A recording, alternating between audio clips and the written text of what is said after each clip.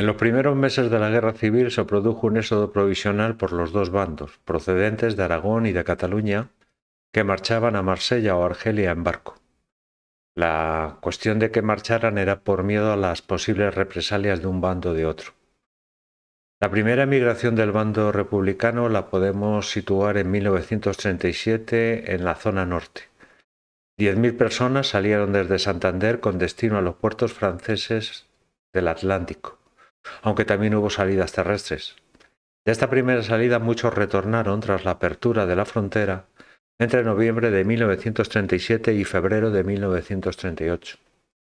La reacción de los franceses ante la llegada de los españoles estuvo muy polarizada.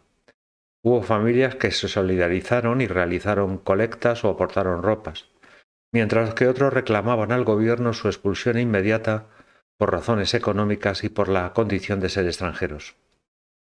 Las autoridades francesas los recibieron con actitud remisa y eran partidarios de la repatriación obligatoria, excepto para mujeres, niños, ancianos y heridos, y de no acoger a militares. En noviembre de 1937 se les prohibió trabajar a los refugiados para evitar la competencia con trabajadores franceses, excepto en los casos que tuvieran autorización del Servicio de Trabajadores Extranjeros. En abril de 1938 se produjo un cambio de gobierno en Francia. Ahora gobernaba el presidente Daladier del Partido Radical. La crisis económica que venía desde el año 1930 y una derecha dominada por fascistas y xenófobos que repulsaban al emigrado provocó un cóctel explosivo que proponía el rechazo absoluto hacia los exiliados españoles. Las mujeres y los niños eran vistos como víctimas inocentes de los hombres y de la guerra, y los hombres eran acusados de utilizarlos y se les consideraba unos seres repulsivos, sucios, fugitivos, desertores e indeseables. Con esta perspectiva, el gobierno endureció sus medidas contra los refugiados. El 2 de mayo de 1938 se les impuso la posesión de un carnet de identidad, que era controlado cada mes por los servicios de policía. En caso de que se les solicitara y no lo tuvieran, se les encarcelaba o se les expulsaba del país. El 27 de julio del mismo año, los españoles fueron autorizados temporalmente a residir en Francia, pero se les seguía prohibiendo su derecho al trabajo. A finales de 1938 había 40.000 exiliados españoles, la mayoría mujeres, niños y mayores. Fueron alojados entre familias y centros de ayuda, gracias a la labor de movilizaciones de asociaciones sindicales y católicas. El 12 de noviembre de 1938 se crearon los primeros campos de internamiento. En el invierno de ese año, de 1938 a 1939, se intensificó la emigración hacia Francia, tras la derrota de los republicanos en la batalla del Ebro y la caída del Frente de Cataluña. El 15 de enero de 1939 se inicia lo que se va a considerar en los libros de historia la retirada, tras la caída de Tarragona. Hubo un colapso en los puestos fronterizos de los Pirineos Orientales. Una semana después cayó el Frente del Ebro y el gobierno republicano ordenó la evacuación de Barcelona en dirección a la frontera francesa.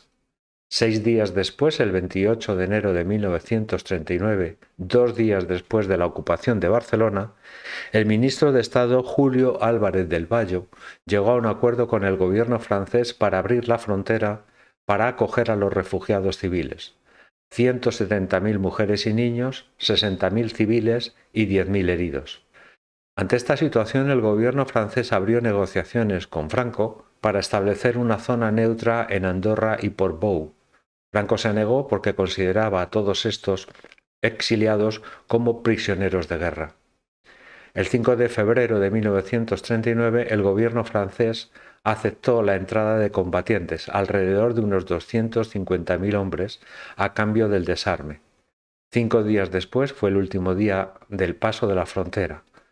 En total, en casi 3 semanas cruzaron las fronteras 465.000 personas.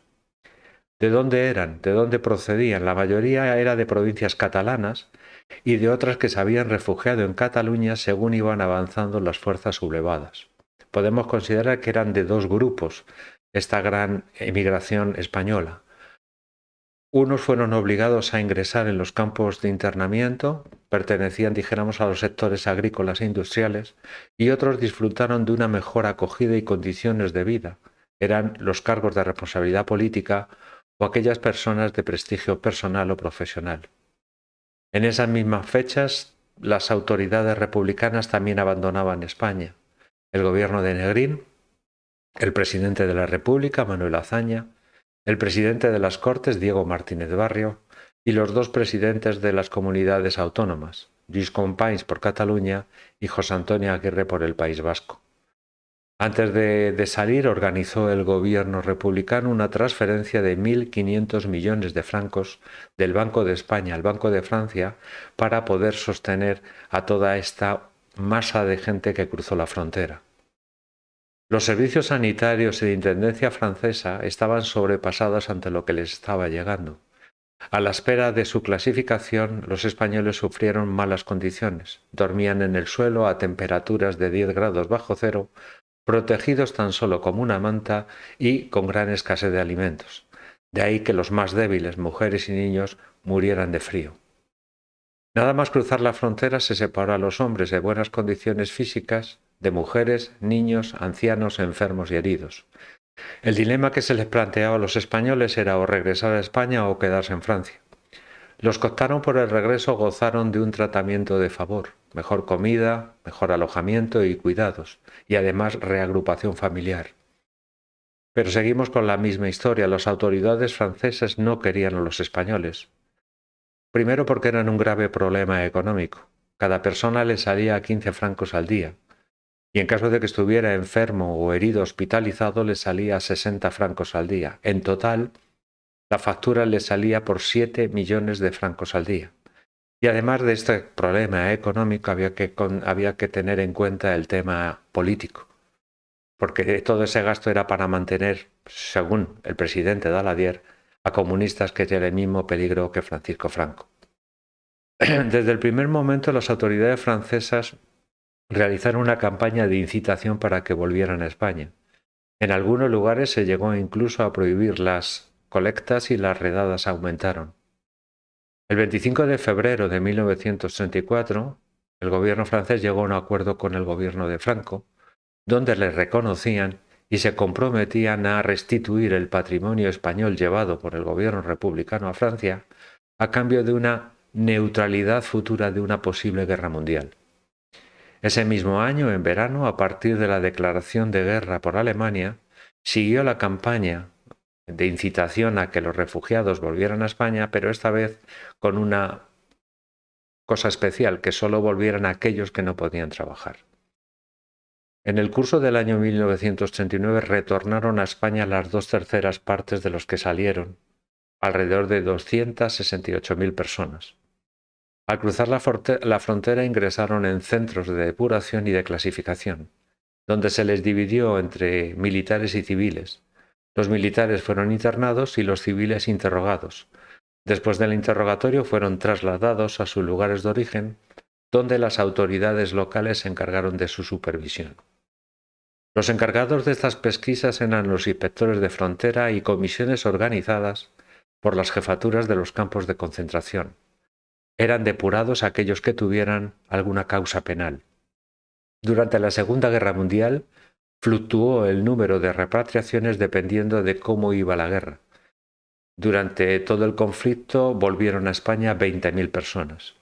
Pero al finalizar la guerra hubo un cambio de política. En los años 1945 y 1947 el gobierno español dio indultos para penas impuestas o que deberían imponerse para autores de delitos de rebelión militar hasta el 1 de abril de 1939, excepto para los casos de crueldad, muerte, violación o robo. A los exiliados que estaban en Francia y en otros países se les dio un plazo de 6 meses para que presentaran su solicitud. Desde esos años hasta 1956 retornaron a España entre el 3 y el 4% de los exiliados. ¿Por qué no tuvo éxito estas medidas? Pues porque los refugiados no se fiaban de que no hubiera represalias, de las dudas que había sobre su reintegración laboral, de que había mejorado su situación en Francia, ya que desde marzo de 1945 fueron reconocidos como refugiados políticos. De ahí que muchos no volvieron y aquellos que lo hicieron, muchos lo hicieron de visita. Los que decidieron quedarse en Francia, mujeres, niños, ancianos y enfermos, fueron enviados a hospitales y centros de alojamiento dispersos por Francia. Estos centros de alojamiento eran antiguos conventos, escuelas, fábricas abandonadas, que fueron requisados por los ayuntamientos o prestados por la misma población, y estaban dirigidos por una autoridad civil. Las condiciones de vida en estos centros de alojamiento podríamos decir que eran correctas, a pesar de las insuficiencias tanto en comodidades como en sanidad. Las mujeres se dedicaban a la limpieza de los locales, a la costura y al lavado de ropa, y a veces los niños asistían a una escuela municipal o recibían cursos de francés.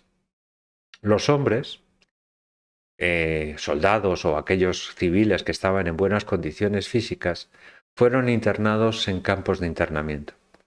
¿Cómo eran estos campos de internamiento al principio? Pues eran campos improvisados, rodeados de alambradas y vigiladas por soldados senegaleses. No había barracones ni letrinas. La gente tenía que cavar hoyos en la arena o construían chabolas con los restos que se encontraban en la playa para protegerse del frío. Iban mal vestidos y calzados, carecían de agua potable y de condiciones higiénicas adecuadas. Bebían agua del mar, se lavaban y hacían sus necesidades en el mar. Y además los víveres eran escasos y de mala calidad.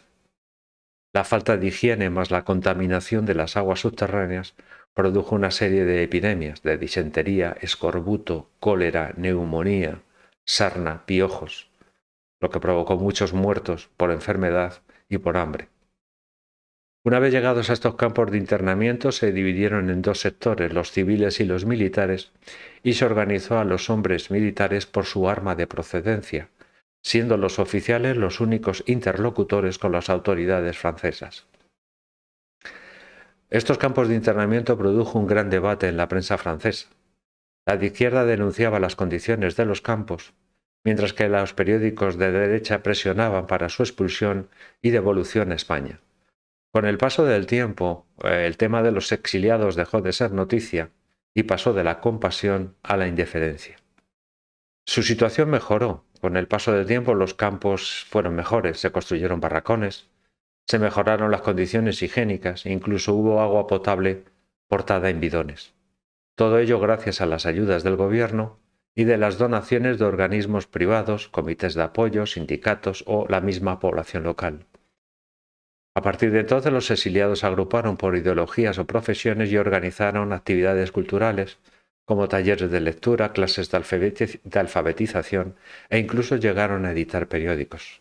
También realizaron actividades deportivas y artesanales, y aquellos productos que elaboraban los vendían fuera del campo o a los mismos guardianes a cambio de comida.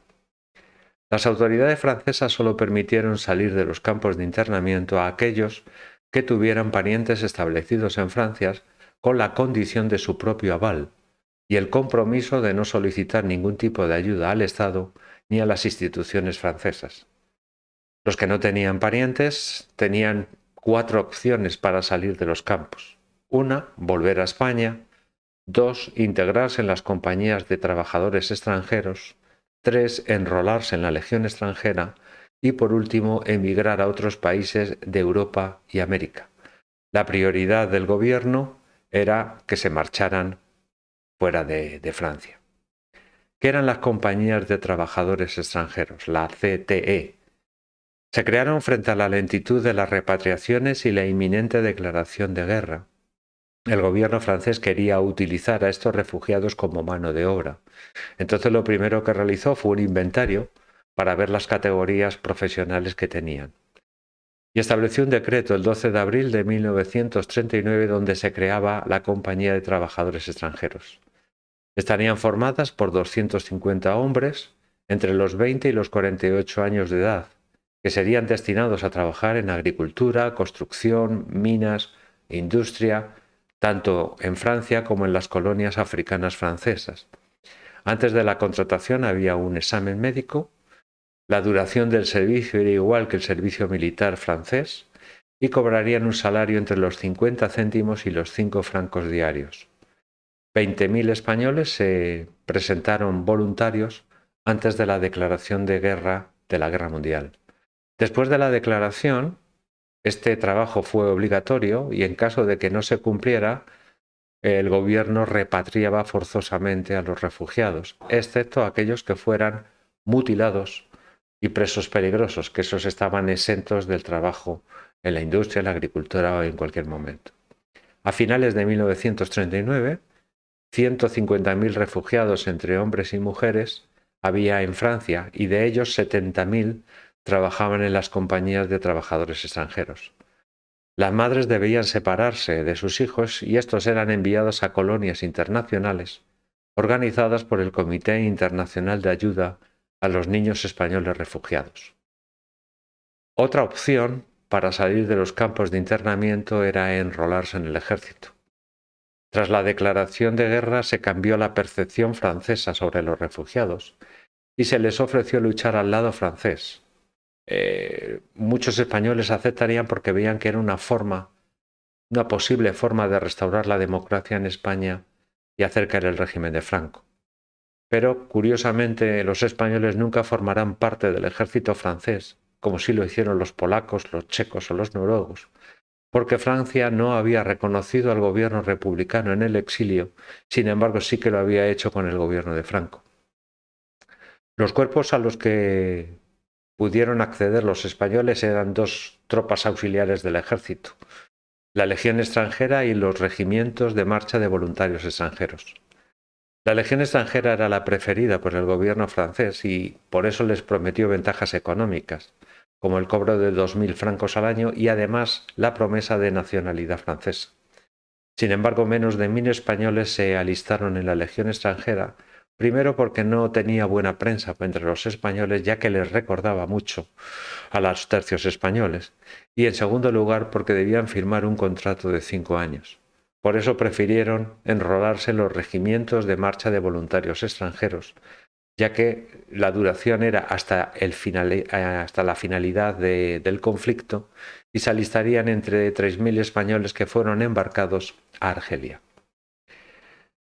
¿Quién ayudó a los refugiados? Los primeros que ayudaron a los refugiados fueron los cuáqueros ingleses. Los cuáqueros eran una sociedad religiosa protestante que aportaron alimento, ropa y medicina.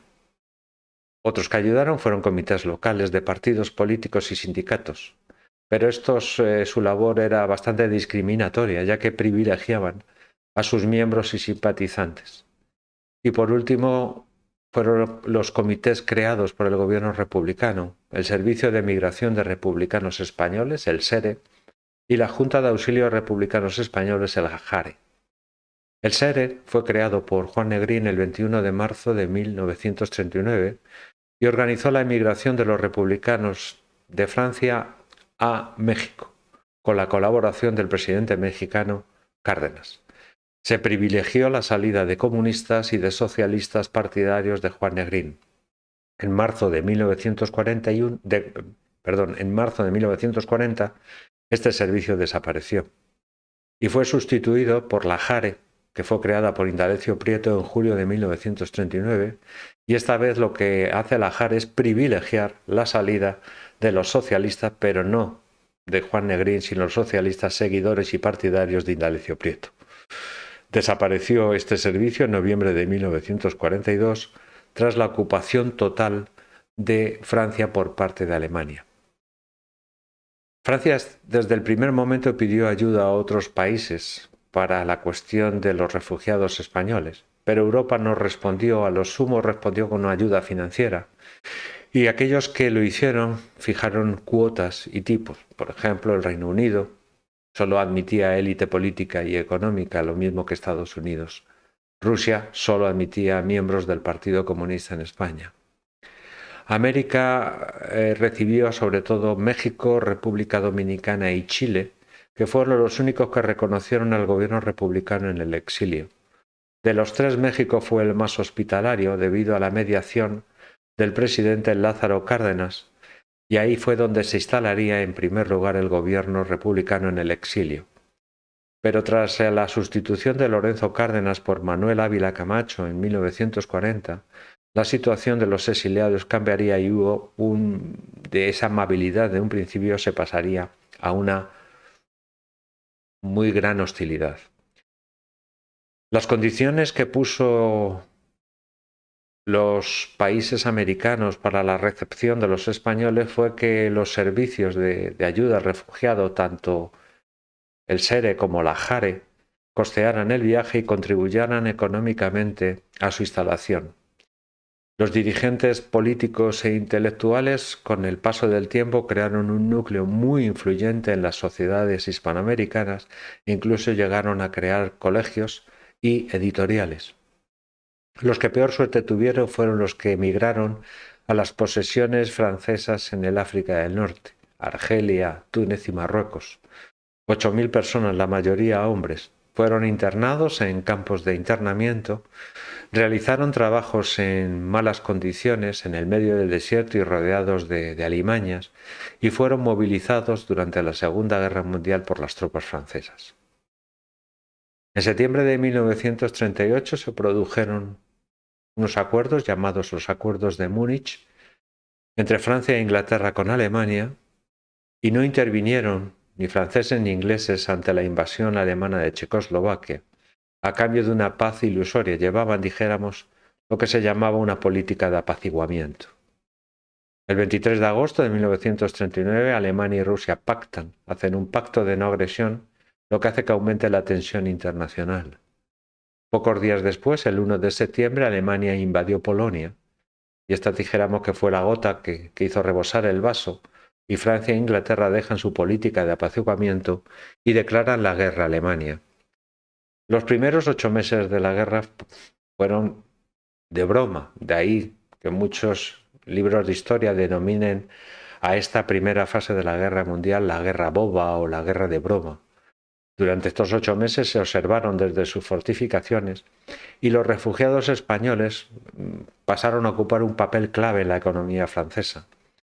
Se enrolaron en las compañías de trabajadores extranjeros o fueron empleadas por empresas privadas, ya que la mano de obra francesa disminuyó debido al reclutamiento tras la declaración de la Segunda Guerra Mundial.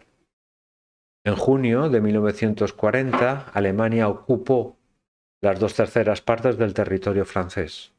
El mariscal Pétain firmó un armisticio con los alemanes, creándose el régimen de Vichy, que era un gobierno títere de Alemania, mientras que desde Londres el señor de Gaulle llamaba a la resistencia. Vuelve a cambiar la situación tras la ocupación alemana y los refugiados españoles vuelven de nuevo a los campos de internamiento, excepto aquellos que tuvieran contrato de trabajo.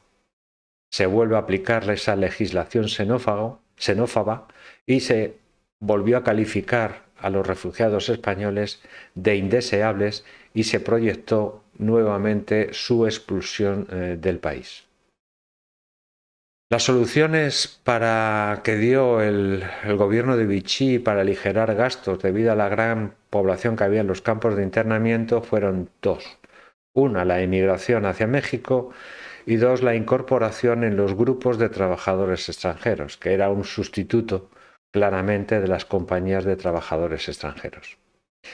Tras la ocupación alemana de Francia, más de 10.000 españoles fueron capturados, tanto militares como civiles, y detenidos en los stalags. Los stalags eran campos de prisioneros de guerra, no campos de internamiento de civiles.